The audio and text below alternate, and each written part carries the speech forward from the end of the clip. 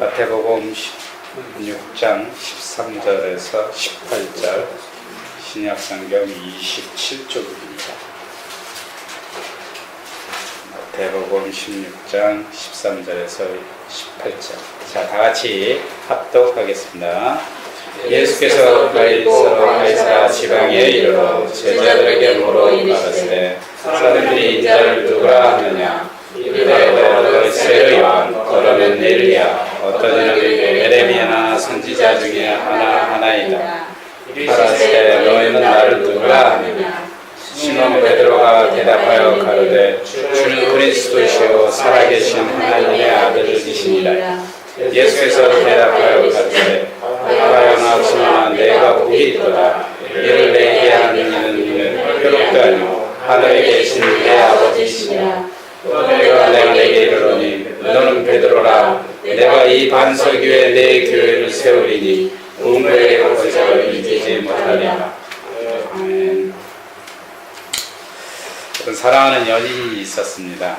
그래서 남자가 자신이 사랑하는 여자를 향해서 이렇게 말했습니다. 나는 당신 앞에 서면 왜 작아지는가. 유행가 가사처럼 그렇게 말했더니 이 여인이 당신은 평생 내 앞에서 작아질 수밖에 없어, 이렇게 얘기했다고 합니다. 그랬더니 이 남자가 여자 앞에서는 표현 못하고 속으로 내가 작긴 왜 작아, 넌 나랑만 살기만 해봐라, 그땐 너가 더 작아질 거야, 이렇게 얘기했다고 합니다. 이 여자의 반응을 만약에 제가 또 다르게 반응을 해보겠습니다. 만약에 이 여인이 나는 당신의 작아지는 모습을 평생 사랑할 겁니다, 이러면 남자가 감동을 받아서 이 여인을 또 얼마나 평생 사랑하겠습니까? 그래서 우리가 어떤 상황이 똑같은 상황이라도 남자가 왜 나는 당신 앞에 작아질까? 이럴 때 이 여인의 표현은 다양하게 지금 반응할 수가 있습니다. 이처럼 우리 마음은 어떤 상황에서 일어난 일을 다양하게 상황에 따라 표현을 하기도 합니다. 근데 문제는 우리가 어떤 시각으로 무엇을 판단하느냐에 따라 우리 시각이 우리 머릿속에 의식과 정보를 통해서 취합시켜서 그걸 선택하게 됩니다. 그 선택의 원인은 자신이 태어났을 때 환경과 또한 자신이 받은 교육과 또한 자신이 갖고 있는 윤리적인 도덕적인 사고방식, 그걸 바탕으로 우리가 결정하게 됩니다. 또 어떤 이는 용감하게 아무것도 모르는 무지에서 비롯된 사고 판단도 합니다. 우리 생활 중에서 우리가 어떤 시각 차이로 우리는 늘 많은 것을 판단하며 결정하며 우리가 그것을 선택하게 됩니다. 우리 용현이가 150일 동안 정말 저 먼 국내 생활을 하면서 오늘 왔습니다. 자, 보니까 우리 용현이가 너무너무 많이 변했어요. 저쪽으로 외형적으로 변했고 또 내적으로도 많이 성숙해졌습니다. 그거는 그 환경이 또한 용현이에게 많은 것을 좌지우지했기 때문에 정말 용현이가 어떤 새로운 시각, 본인이 또 새롭게 거듭난 걸 옆에서 볼 수가 있습니다. 이처럼 우리는 상대편을 분명히 우리 세상에 살면서 여러분이 가장 많이 판단하는 거, 학생들은 뭡니까? 시험지 테스트를 주면 여러분 자기가 갖고 있는 지식으로부터 판단합니다. 그래서 그게 또 평점이 되고. 근데 문제는 자신의 입장에서만 나는 상대방을 파악하고 상대방을 또 결론을 짓고 잘못 또 상대방을 비판하고 하는 것이 문제입니다. 그래서 우리 정치 한참 우리가 선거 때면 아주 상대편을 무지무지하게 없는 사실도 만들어가면서 우리가 잘못된 선거를 하는 것도 볼 수가 있습니다. 특히 가정교육에 있어서 저는 제일 문제가 부모님들이 자신의 입장에서 자녀를 바라본다는 게, 그럼으로써 자녀를 양육하는 것이 가장 큰 문제입니다. 이틀 전에 도서관에 갑자기 한 부모가 전화가 왔습니다. 문자로 이렇게 왔습니다. 우리 아이들을 당분간 좀 쉬게 하고 싶다, 방학 때. 문자가 왔습니다. 그래서 저도 흔쾌히 당분간 쉴 필요성이 있으면 쉬어도 좋습니다. 아이들의 발전을 위해서 쉴 때도 필요합니다고 했습니다. 그런데 또 한 30분 후에 또 문자가 왔어요. 내가 막 오토바이를 타고 여기 출근을 하고 있는데 또 문자가 왔습니다. 그리고 전화까지도 왔어요. 제가 전화 못 받았는데. 근데 이런 문자가 왔습니다. 아이들이 숙제가 있음에도 불구하고 자꾸만 거짓말을 해서 없다고 얘기를 합니다. 이렇게 얘기합니다. 그래서 이 아이들을 어떻게 했으면 좋겠냐 이렇게 연락이 왔습니다. 그래서 제가 직접 전화를 했습니다. 저는 실은 전화하기 전에 그 가정에 걔네들을 거의 한 1년간 지켜봤는데 실은 걔네들은 상당히 똑똑하고 지혜로운 아이들이에요. 근데 그 부모님들이 잘못된 걸 저는 그 부모님들이 왜냐하면은 그 학년 때는 그 엄마 아빠가 다 우리나라에서 유명한 공무원이고 그러니까 집에 가정을 돌볼 수가 없어요. 아이들이 늘 어떨 때는 삐뚤어지고 정말 황당무계한 이 수업 중에도 반항을 합니다. 그래서 그 엄마는 그 전화 온 게 그 아이들이 잘못됐다 하면서 전화가 온 거예요. 그래서 그 아이들을 어떻게 고쳤으면 좋겠냐 이렇게 전화가 와서 제가 한 얘기가 실은 가정에서 아이들의 관리 시간이 혹시 문제가 있지 않습니까? 직접적으로 얘기하는 게 뭐하잖아요. 그래서 아이들의 관리가 문제가 있지 않습니까? 그랬더니 본인은 그동안 끝나고 오면 아이들을 관리했다고 합니다. 다시 한번 생각해 보십시오. 그랬더니 솔직히 얘기해 지난 2달 동안 지방에 내려가서 출장을 한다고 하더라고요. 그때 아이들을 손 놓았다는 거예요. 그래서 그 얘기를 듣고 어머니가 그거는 교육적 관리가 실은 집안에서 부족한 원인입니다. 아이들을 탓하지 말고 아이들을 위해서 함께 노력하고 또 아이들에게 무엇을 하라고 얘기하지 말고 시간적 관리를 좀 잘해달라고 했습니다. 그랬더니 나중에 하는 얘기가 그럼 도서관에 또 계속 보내겠습니다 이렇게 얘기하고 그 어머니는 아이들의 자녀의 잘못을 자녀들로 봤지 자신들로부터 비로소 시작된 걸 알지 못했다는 거예요. 이처럼 우리는 우리 시각만 우리 시각에서 내 안에서 내만에 갖고 있는 주제를 상대편을 늘 평가하고 그 평가함으로써 그것이 다인 줄 알고 이렇게 표현을 합니다. 그래서 부부관계도 마찬가지고요. 부부 불화 원인도 내 입장에서 남편을 보고 여자가 또 남자는 자기 자신의 입장에서 부인을 바라보기 때문에 부부 갈등이 되고요. 직장에서도 마찬가지고 어디에서든 이처럼 사람마다 자신의 입장에서 상대편을 보는 게 문제입니다. 그래서 우리는 중요한 건 우리의 삶 가운데 우리가 이런 다양한 시각, 다양한 상황을 우리가 사물을 보게 되는데 문제는 중요한 거는 우리가 믿는 예수님을 어떻게 지금 보고 있냐 그것도 아주 중요한 문제입니다. 만약에 제가 여러분들에게 예수를 어떻게 보고 계십니까? 여러분 마이크를 갖다 댄다면 과연 여러분은 뭐라고 대답할까요? 한번 제가 질문해 볼까요? 이럴 때 전부 다들 눈빛이 저랑 절대 안 마주칩니다. 왜냐하면 눈빛을 마주치면 분명히 시킬 줄 알고요. 여러분은 그동안 학교에서 배운 노하우를 지금도 그대로 사용하고 있습니다. 다 딴짓합니다. 자, 오늘 본문에서도 보면 오늘 본문이 예수님께서 제자들에게 물어봤어요. 예수님이 너희들이 나를 어떻게 보냐 하면서 제자들에게 물어봤습니다. 이 예수님께서는 지금 어떤 상황이냐면 이 마태복음 16장 본 상황은 성경적으로 보면 예수님의 사역 중에 첫 번째 사역을 시작하면서 마무리하는 단계예요. 지금 예수님께서는 제자들을 선택하고 하나님 나라에서 나라에 대해서 전하였고 수많은 기적과 이적을 베풀었습니다. 그동안 예수님께서는 자신의 사역을 통해서 자신이 하나님의 아들이요 이스라엘에서 기다리고 있는 메시아라는 보여주었어요. 이제 제2 사역을 시작하면서 예수님께서는 이제 빌립보 지방을 지나가시다가 이제 길에서 갑자기 제자들에게 이렇게 물어봅니다. 내가 누구냐?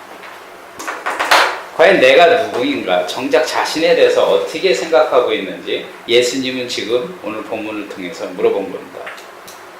왜냐하면 자신이 이제 제2의 이제 사역의 반이 되고 새로운 사역이 또 이제 준비되기에 분명히 예수님께서 이 땅에 오신 목적이 무엇인지를 제자들에게 알려줄 필요가 있기 때문에,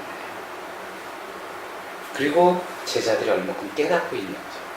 그 여러분들도 예수를 믿었으면 이제 여러분 나이도 뭐 청소년이니까 인생 앞으로 많지만 과연 예수님이 누구냐?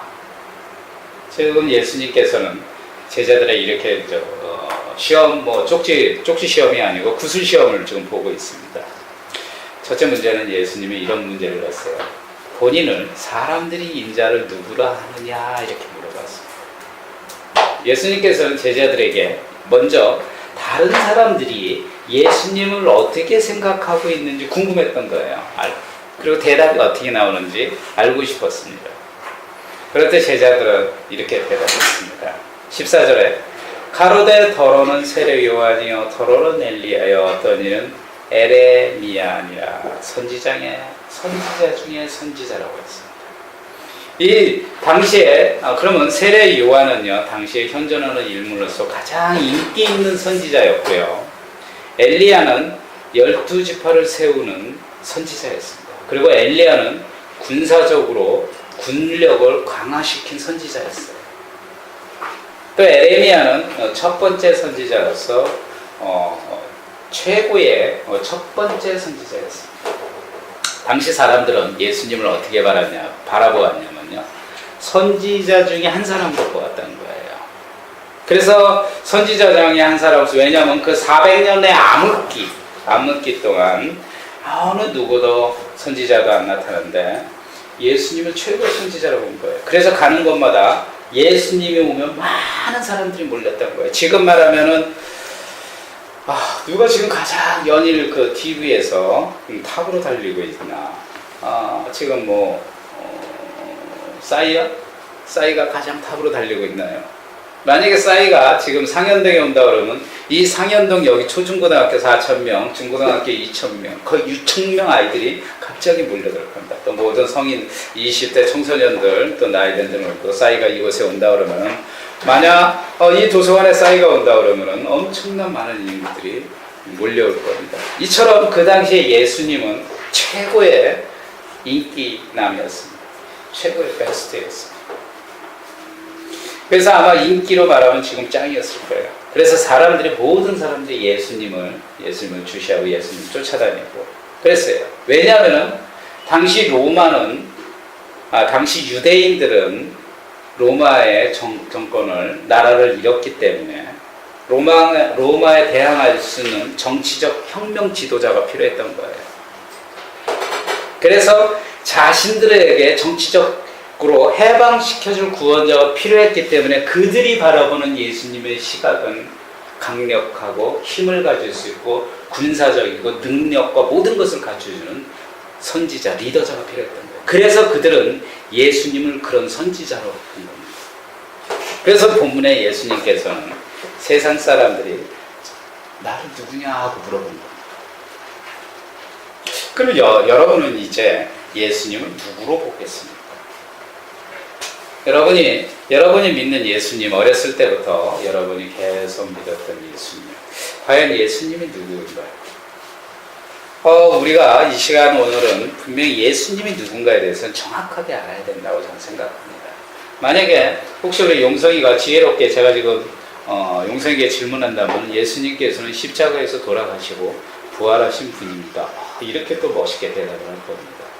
저는 그렇게 할 것이라고 믿습니다. 그러면은 만약에 예수께서 또 어떤 분들은 이런 말씀도 합니다. 오늘 본문 16절을 잘 알고 계십니다. 본문 16절에 보면 주는 그리스도시요 살아계신 하나님의 아들이시라 얘기합니다. 근데 여러분 여기서 보면은 주는 그리스도라고 그랬어요. 그러면 예수 그리스도라고 그랬으니까 그럼 우리가 예수 그리스도는 누구입니까? 또 이렇게 질문을 여러분에게 한다 그러면 우리 똑똑한 용범이가 대답을 할 수가 있겠죠. 그렇죠? 예수 그리스도는 누구입니까?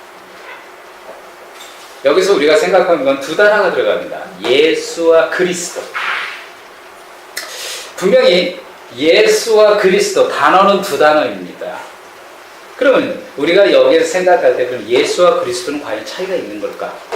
우리가 신학적으로 한 번 더 생각할 필요가 있죠. 예수는 뭐고 그리스도는 뭔가? 만약에 우리가 예수를 믿는다면서도 예수와 그리스도 이 정의를 올바르게 내리지 못한다면 예수님을 정확하게 바라볼 수 없죠. 본문 16절에 보세요. 본문 15절에 보면 가라사대 너희는 나를 누구라 하느냐 할 때 베드로가 이렇게 대답한 거예요. 주는 그리스도요 살아계신 하나님의 아들이시라 이렇게 됐어요. 분명히 주는 그리스도, 우리 예수 그리스도가 누굽니까 여러분? 예수님이 먼저일까요? 그리스도가 먼저? 한 예로요, 우리 교육의 어떤 목사님들은 실은 여러 목사님들은 잘못된 목사님들은 이런 얘기를 했어요. 예수님은 우리 안에 모실 수 없다고 합니다. 그리스도만이 우리 안에 모실 수 있다 이렇게 주장합니다. 이들의 주장은 예수와 그리스도는 다르다고 주장합니다. 근데 정말 우리가 이 단어, 두 단어, 예수 그리스도, 이 예수와 그리스도는 다른가?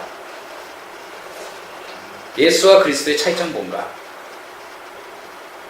이건 우리 크리스찬이 분명히 알아야 되지 않을까 생각됩니다. 이 사전에 보면요, 여러분 그 브리테니카의 사전에 보면 예수 그리스도의 의미를 다음과 같이 이렇게 구분합니다. 본래 예수는 그의 이름으로 야훼가 구원한다, 신이 구원한다, 하나님이 구원한다, 야훼가 구원하는 걸 의미한다고 합니다. 반면에 그리스도는 메시아 칭호에 대한 그리스 번역이다 이렇게 얘기합니다. 즉 여기서 보면 예수는 사람을 이름을 나타내는 고유명사라고 합니다. 지금 용성이가 지금 자고 있죠. 근데 용성이 하면 용성이가 또 용성이 이름이 사람 이름을 나타내는 고유명사입니다. 그럼 그리스도는 기름을 부은 자, 받는 자로 의미하는 그리스도라고 합니다. 기독교가 여러 민족을 접하되었어요. 그리스도, 예수 그리스도, 그리스도 예수 이게 막 병영되면서 이 자체가 예수 그리스도 하나의 명사로 자리가 잡혔어요.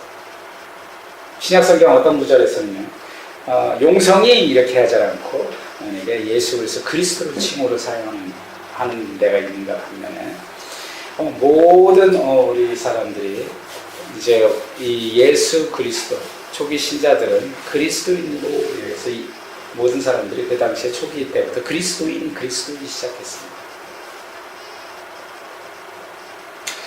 엄밀히 우리가 말하면 예수는 주님의 지상 병력을 표현합니다. 그렇습니다.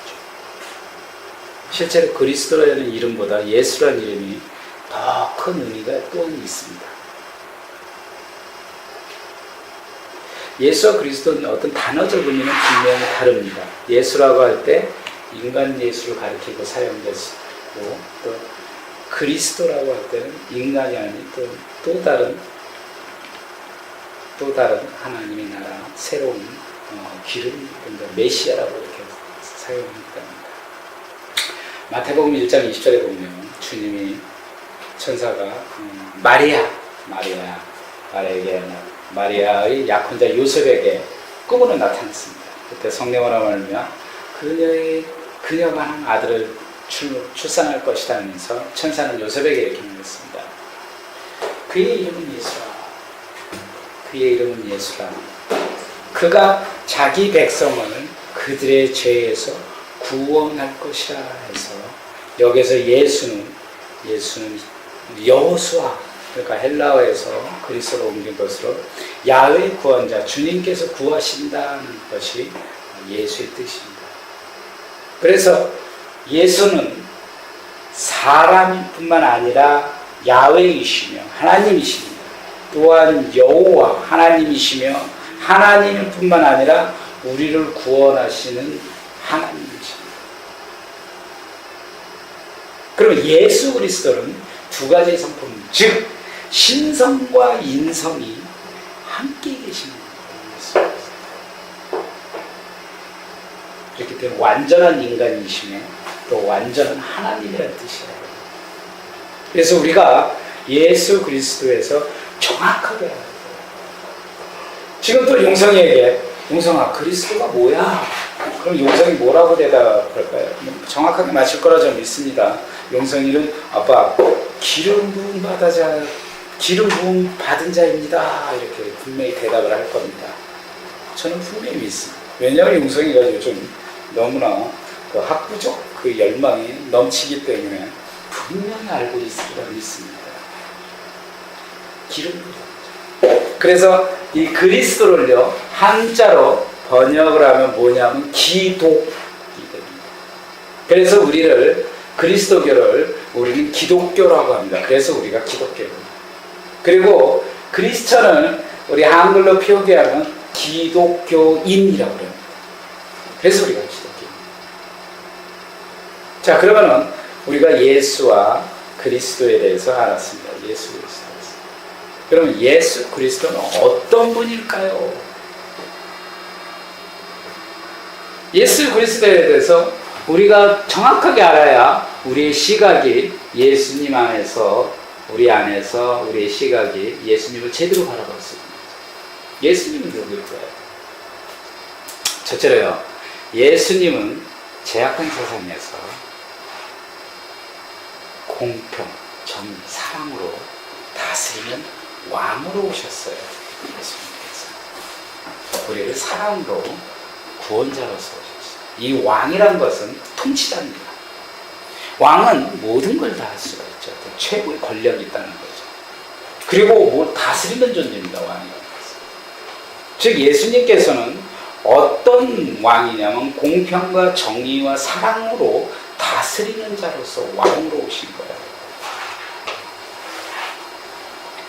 그렇기 때문에 우리는 우리의 신앙생활 하면서도 우리가 믿는 예수는 왕으로 오셨기 때문에 이 세상 모든 것을 공평과 정의와 사랑으로 다스리기에 우린 그 왕을 우리는 믿고 따르고 의지합니다.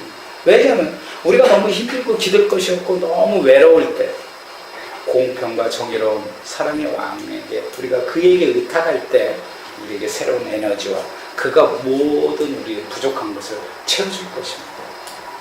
그래서 우리는 세상에 살면서 우리의 왕을 의지하는 것입니다. 하지만 우리 크리스찬이 아닌 분들은 자신 안에 자신이 왕이라고 생각합니다. 세상을 살면서 자기중심적으로 사는 거죠.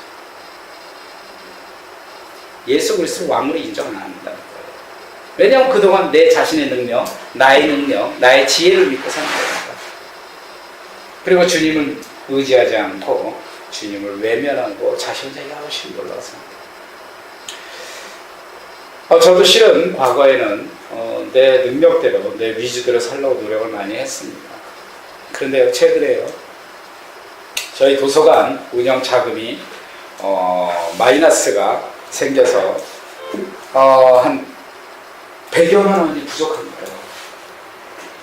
이게 꼭 필요했습니다. 이게 없으면 이 도서관이 또 참 어렵고 힘들겠구나 해서 했는데 마침 옛날 같으면 돈을 구하려고 여기저기 막 그랬는데 하나님이 알아서 해주겠지. 사람을 보내든가 학생들을 보내든가 뭔가 알아서 하나님께서 물질을 채워주겠지. 고민하고 그냥 도서관 일만 했습니다. 하나님이 하시겠지. 그러고 있다가 한참 그냥 고민하고 있었어요. 아무 생각 없이. 근데 점심 먹으러 순댓국집 가서 밥을 시켜놓고 순댓국집에 밥을 시켰는데 잠깐 주문하면은 그 시간이 걸리잖아요. 그래서 돈이 어디에 누가 들어왔네 하고 체크를 했습니다. 그랬더니 어떤 분이 120만 원을 보내줬어요. 또 권사님이 120만 원을 왜 보내준지 모르겠어요. 그래서 밥 먹고 나서 권사님한테 전화를 했습니다. 도대체 이 돈을 왜 보냈냐? 이유는 알고 싶다. 그랬습니다. 그랬더니 권사님이 지난번에 통화 중에 우리 바깥에 이렇게 큰 TV가 있어서 그 TV에서 아이들이 오면 좀 영화라든지 뮤직비디오를 항상 틀어놓으면 도서관 좀 외형적으로 누가 들어오도 활기차게 보일 것 같아서 좋을 것 같다 이렇게 말씀드렸습니다. 그랬더니 그 TV를 사라고 보냈다는 거예요. 저는 권사님에게 죄송하지만 TV를 못 삽니다. 왜냐하면 도서관이 지금 마이너스이기 때문에 그동안 우리가 계속 마이너스로 운영을 했었고 마이너스이기 때문에 그 돈을 마이너스로 부족한 부분을 채우겠습니다. 그래서 허락하시겠습니다. 그렇게 사용하라고 했습니다. 이것처럼 가만히 보니까 우리 가정에는요, 하나님이 정말 부족함 없이 늘 딱딱 맞춰서 정말 우리가 풍요롭게 살지 못하지만 하나님께서 늘 우리를 딱 맞춰 채워주셨다는 거예요. 어느 하나 부족함이 없이. 그래서 우리의 이 삶의 의지가 옛날 같았으면 이런 사건이 났으면 저 같은 경우는 다른 시각, 나의 시각으로, 나의 의지로, 나의 능력으로 해결하고자 했을 건데 그냥 온전히 주님의 안에서 시각을 바라보고 의지하였더니 주께서 이렇게 채워주시는 거예요. 그래서 우리 시선이, 우리 시각이 하나님 앞에서 예수 그리스도의 나의 왕으로 모신다는 게 정말 중요하다고 생각했어요. 그래서 여러분은 인생을 살면서 정말 어떨 때는 믿지 못하겠죠. 저도 옛날에 목사님들이 이런 말씀을 전한다든지 누가 이렇게 간증을 한다든지 하면 정말 못 믿었어요. 하지만 우리는 승리하신 예수, 이 세상의 왕으로 오신 예수님, 그분을 우리가 모시고 그분이 우리 삶을 행복하게 할 수 있다는 것으로 확실한 시각과 믿음만 간다면 예수님께서 우리를 정말 구원의 길로 행복하게 길로 출발하십니다. 둘째, 예수 그리스도는 진리의 말씀으로 이끌으시고 우리를 어느 길로 인도하냐면 생명의 길로 인도하신다는 거예요. 그 안내자이십니다. 정말 우리가 어떤 문제, 해결할 수 있는 문제가 부딪힐 수가 있습니다. 세상을 살면서. 그럴 때 우리는 무슨 생각을 하냐면, 이걸 뭘 어떻게 해야 될까? 이렇게 생각해요. 이걸 어떻게 해결해야 되나? 고민이 많은 겁니다. 그런데 그 길을 아무리 인간이 노력해더라도 정말 한계가 있다는 것을 저는 많이 경험했어요. 하지만 예수 그리스도를 의지한다면 그분이 안전하고 소망의 길로 인도해 줄 걸 믿습니다. 예수 그리스도께서는, 예수님께서는 우리 자신보다, 내 자신보다 나의 사정을 가장 많이 아시기 때문에 우리의 필요를 분명히 아시라 저는 믿습니다. 그래서 우리는 우리의 인생을 예수 그리스도께 모든 걸 맡기고 정말 진리와 생명의 길이신 의와 진리의 평강의 길을 당신께서 인도하신다고 믿고 맡겨야 된답니다. 그래서 우리가 그걸 봐야 된다는 거예요. 만약에 여러분이 예수 그리스도를 알지 못하였다면 우리는 그걸 전혀 깨달을 수가 없을 거예요, 평생. 우리 용성이가 내가 이렇게 설교를 하더라도 이걸 알고 노력하는 게 아니고 계속 졸고 있어요. 그래갖고 나중에 물어보면 알지 못한다면 우리 용성이가 얼마나 착하고 예쁜 아들이 있겠습니까? 자, 그래서 우리는 우리의 가야 할 길, 여러분이 어느 항로를 간다든지 어디를 가든 우리 가야 할 길을 알아야 됩니다. 우리의 가야 할 길, 예수 그리스도가 나를 인도해 주고 분명히 알아야 됩니다. 베드로요, 정말 대단한 인물입니다. 베드로가 가장 대단한 인물의 원인은 딱 한 가지입니다. 그가 예수님이 누군가를 알았기 때문이에요. 뭐라고 그랬냐요? 베드로에게 물었습니다. 제자들에게 내가 누구냐? 그랬더니 베드로가 주는 그리스도시요 살아계신 하나님의 아들이라고 이렇게 고백합니다. 그때 예수님이 뭐라고 그러는지 알아요? 이건 네 지식으로 알 수 없어. 너는 네 머리로 좀 이렇게 일반 말로 네 머리는 이건 알 수가 없어요. 이건 하늘에 계신 하나님이 너에게 알게 해주신 거다 이렇게 했어요. 정말 우리가 말씀으로 지식으로 만약에 예수를 믿지 않고 예수님께서 나의 구원자라고 확신을 갖지 않고 그냥 일반 지식인들처럼 우리가 지식적으로 성경을 보란다면 예수 그리스도를 발견할 수가 없어요. 오직 우리가 예수님 그리스도를 알고자 할 때는 예수, 은혜, 하나님 성령의 도움을 받아 우리가 예수를 알 수가 있어요. 그래서 우리는 성령님께 의지하고 우리의 시각에 오직 예수님을 볼 수 있는 시각이 갖게끔 성령님께 의지하고 도우심을 받아야 됩니다. 이 베드로가 예수님을 정말 주는 그리스도시요 살아계신 하나님의 아들이라 고백했습니다. 이럴 때 베드로에게 어떤 은혜가 쏟아졌냐, 이것이 또 중요합니다. 예수님을 정말 알고 깨달았을 때 어떤 은혜가 쏟아졌냐면요, 예수님께서 오늘 17절에 보라고요. 예수께서 대답하여 가르칠 때 마에로 시몬아, 내가 복이 있다고 얘기했습니다. 예수님께서는 정말 신앙 고백을 한 베드로에게 복이 있다고 말씀하셨어요. 실은요, 베드로는요 실수투성입니다. 허물과 정말 실수를 계속한 거였어요. 그는 심지어 예수님이 돌아가셨을 때 예수님을 3번이나 부인하고 배신자였습니다. 그러나 그가 예수 그리스도 어부 출신이 인류의 대스승 성 베드로가 되었어요.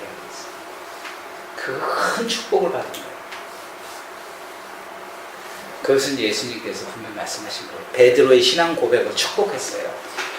그리고 그의 신앙 고백의 기초 위에 교회를 세우실 것을 약속하셨습니다. 예수님께서. 여러분, 우리가 예수님을요 제대로 안다 그러면 주님을 아는 것, 이건 우리의 큰 복입니다. 지금 여러분이 이 자리에 앉아 있는 것 자체도 큰 복입니다. 여러분이 그리스도를 아는 것, 예수님을 아는 것, 예수 그리스도의 말씀을 전파 듣는 것, 이것 자체도 큰 은혜입니다. 이것이 여러분의 복입니다. 아무나 소유할 수 없는 게 아무나 가질 수 있는 게 아닙니다. 저는 정말 우리 가족이 이렇게 예배 드리는 것도 좀 큰 복이라고 생각합니다. 지금은 우리의 눈앞에 보이지 않았지만 예수님께서 우리 모두 위에 세상의 반석이 되기를 할 걸 믿고, 또한 이 세상에 여러분 나중에 자식까지도 영원히 정말 큰 복이 되리라 저는 믿습니다. 그래서 우리는 우리의 시각으로 믿고, 정말 우리의 시각으로 예수님을 확실히 주는 그리스도요 고백한다면, 우리가 좌절에 빠졌을 때라도 주님께서는 우리를 희망과 구원의 길로 분명히 인도하실 것입니다. 실패해도 다시 일어날 수 있는 복을 주님께서는 용기와 능력을 우리에게 줄 것입니다. 정말 우리가 남에게 다 뺏겨도 다 잃어도 주님께서 채워주시라 믿습니다. 이것은 아무것도 없습니다.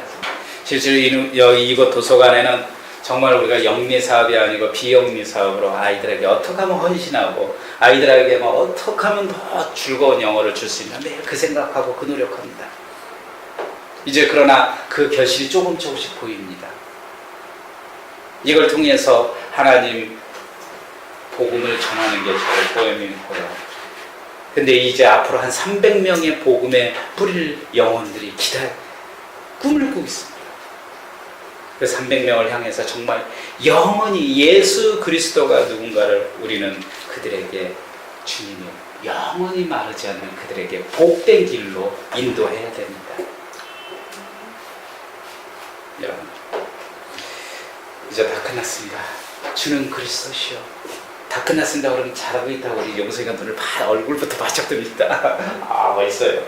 주는 그리스도의 살아계신 하나님 아니라 이 신앙 고백을 통해서 여러분이 하나님의 복을 누리시길 바랍니다. 평생 우리의 시각에 주는 그리스도여 살아계신 나의 하나님이라, 이거 모든 것을 이 초점 안으로 세상을 바라보고, 이 초점으로 자신을 바라보고, 이 초점으로 이웃을 바라보는 여러분이 되시길 바랍니다. 그것이 우리 참 그리스도의 시선, 시각이요, 이것이 우리가 이 나라, 이 땅에 복음을 전하는 새로운 찬양의 길이, 시각의 길이, 이 나라를 온전히 세우는 시각이 될 줄 믿습니다. 기도합시다. 하나님, 정말 주는 그리스도여 살아계신 하나님의 아들입니다.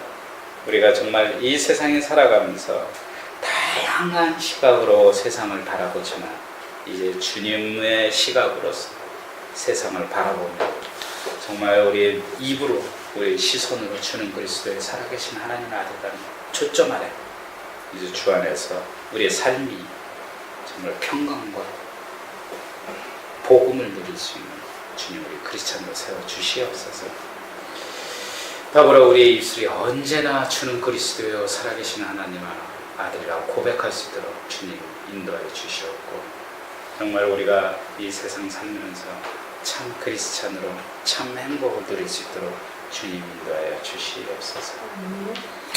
오늘 말씀이 또 한 주간 새 힘이 되도록 주의 인도해 주시옵고, 이 말씀을 의지하면서 한 주 동안 정말 이 말씀으로 세상을 바라볼 수 있도록 주님 인도하여 주시옵소서. 우리를 구원하신 예수님 이름으로 기도합니다. 너무 오늘 설교가 길었나요?